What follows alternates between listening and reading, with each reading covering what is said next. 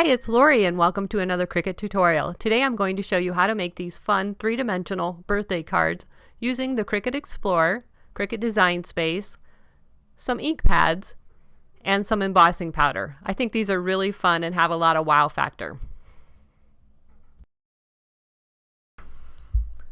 So let's get started. The first thing we're going to do is create new project, insert images. We're going to go to cartridges, type in craft in the search bar. This will bring up the Cricut Craft Room Basics. This is a free cartridge for everyone. Whether you have a subscription or not, you have access to all of these images for free. And we are just looking for a rectangle. This one will do. And insert image. First thing we're going to do is we look over in the layers panel, we can see that this has a shadow layer that is turned off. We don't need that. So let's turn on that shadow layer, select the rectangle, ungroup, select the shadow layer, and delete. All right, the next thing I want to do is go to the edit panel, and I am going to unlock Keep Proportions. I'm going to change this to 4.25 by 5.5. All right, the next thing I want to do is click on the layers panel and duplicate. Okay, I want to duplicate this one more time. Set this one aside. I'm going to click on this one in the layers panel, and I'm just going to change it to a different color. It doesn't matter what color. I just want to be able to see it. And I'm going to arrange, move to back. Okay, now what I'm going to do is rotate this.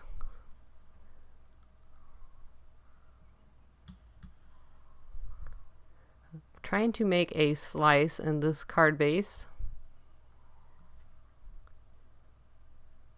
and I want it, I'm just kind of eyeballing it. I want it to be about halfway down. I'm going to make this a little bit bigger.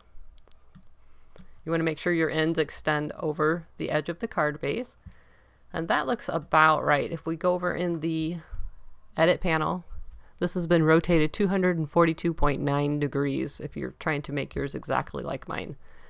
So let's select both, go over in the layers panel, and let's slice. While I'm over here in the layers panel, I'm just going to peel this layers panel down to the bottom. I like to see both the layers and the edit panel.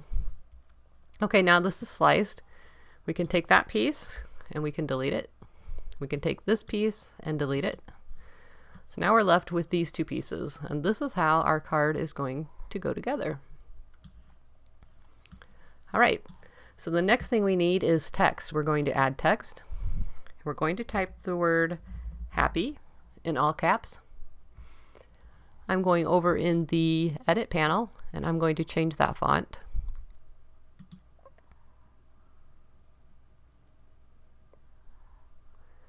And I'm going to change it to Arial black, which I believe everybody has.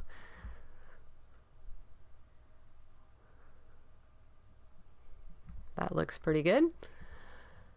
Now I'm going to rotate this and try to line it up with the edge of this card.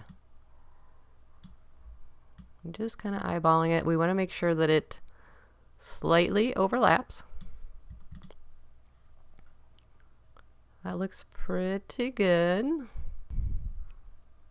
Let's go over in the edit panel and let's adjust our letter spacing by pushing on the up arrow.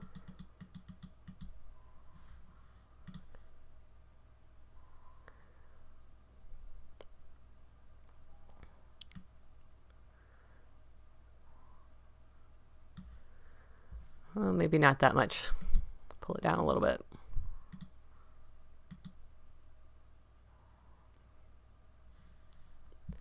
Okay, mine is at 10.76. That looks pretty good. Okay, now that they are overlapping, I'm going to select all of it. Go over in the layers panel, and we are going to weld. Perfect. Okay, the last thing we're going to do is insert text again, and I'm going to type birthday to you. I'm going to go over in the edit panel, and I have a font selected called Dresden Sketch. It's Dresden Sketch. It is a font that will write, even though I don't have it on all writing styles. This is not a Cricut font. And I am going to pull that down a little bit. That looks pretty good. I'm going to rotate it and try to match this angle here and center it with the happy. That looks great. Now I'm going to click on the card base. I'm going to change that to white. I'm going to click on the font, and we look over in the layers panel and you see it's set to cut. We're going to change that to write, and I am going to write that actually in black, and I need to attach it so that Design Space knows that I want that to write right on that piece. So I'm going to select both and attach. And now I want to grab this card base, and I'm also going to cut that in white, and that's going to set right behind here. You could, if you wanted, make this a totally different color depending on what style you choose. We could make that, to make that happy show up a little bit more, you could cut it in a different colored card base. That looks kind of cool. But for mine, I'm going to cut them both in white. So I'm going to cut this out. It's going to ask me for the pen tool, and it's going to write the birthday to you, and I'll meet you at my craft table. Okay, thanks for joining me in my craft room. Now we're going to assemble this card. The first thing I'm going to do is protect my work surface with a craft mat. If you don't have a craft mat, you can use any glass surface or just even a piece of wax paper, just something to protect your work area from the ink. I'm using a piece of Post-it note tape here, and I'm just sectioning off the top, leaving just enough underneath the word happy that I have a nice little bar underneath there. And then I'm also going to take a piece of scrap paper and just lay that over the bottom half of the card so I don't accidentally smudge the bottom of my card with the ink. I have these color box chalk inks. I've had these forever, but I think you can get them almost anywhere. Hobby Lobby, Michael's, Joann's. I like these because they have removable ink pads. And I'm just trying to decide where I want to start on my colors. I'm going to make a rainbow effect. So I'm just removing it, and I'm just lightly dabbing it onto the card base.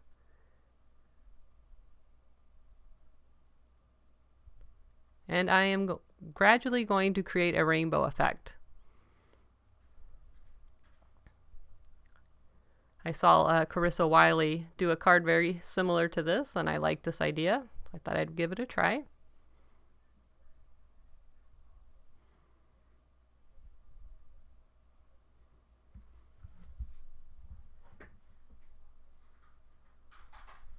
There's no rhyme or reason to this. You just want to make sure when you're choosing colors that you choose colors that blend into each other well, so that you don't end up with a muddy mess. Here I'm just using a makeup sponge to remove a little bit of that purple.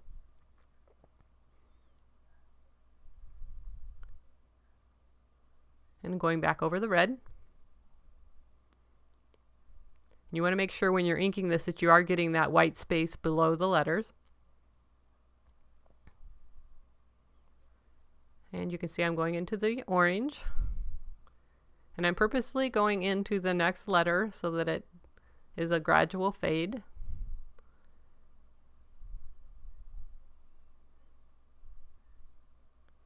If you don't have the color box chalk inks like this, you could just dab your makeup sponge into an ink pad and color it that way, or use the blender tools. I also have those, but these just make it really easy.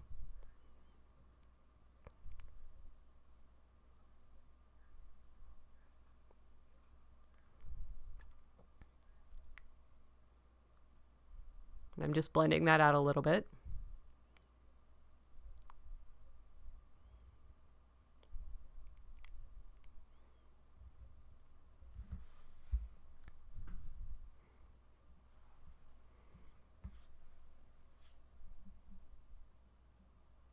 Okay, the next thing I'm going to do is take a Versamark ink pad. This is an ink pad that you use with embossing powder.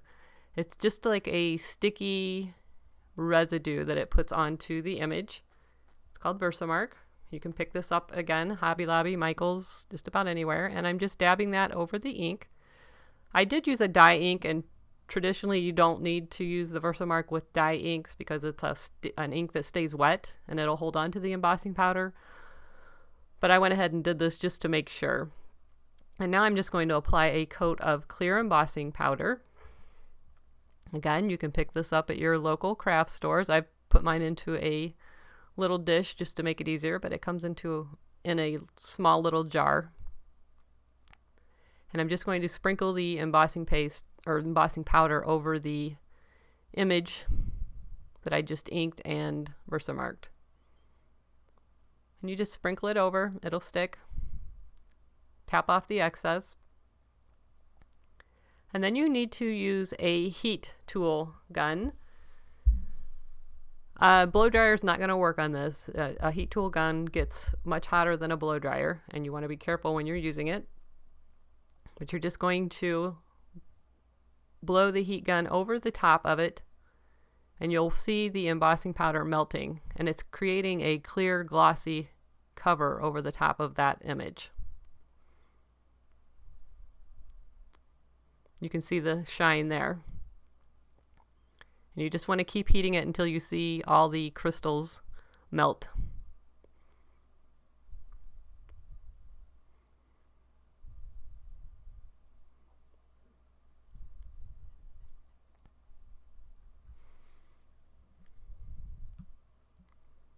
And then I actually decided to go ahead and do another layer just to make it stand out a little bit more. You can do this as many times as you want. 2 is plenty. 1 is plenty for that matter.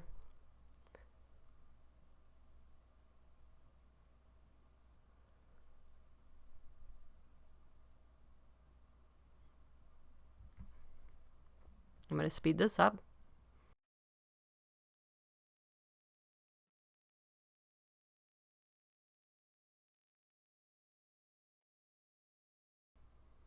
Okay, now we're going to peel off the Post-it note tape.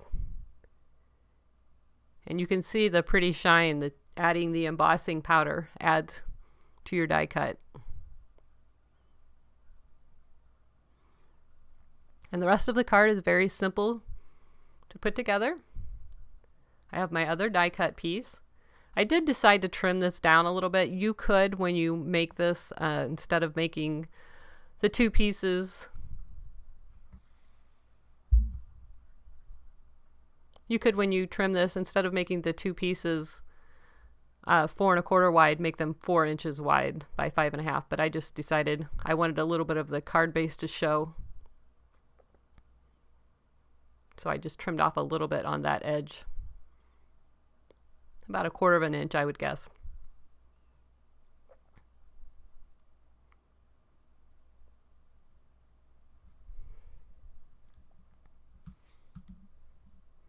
And I'm going to speed up the rest of the video. Thanks for watching. I hope you enjoyed.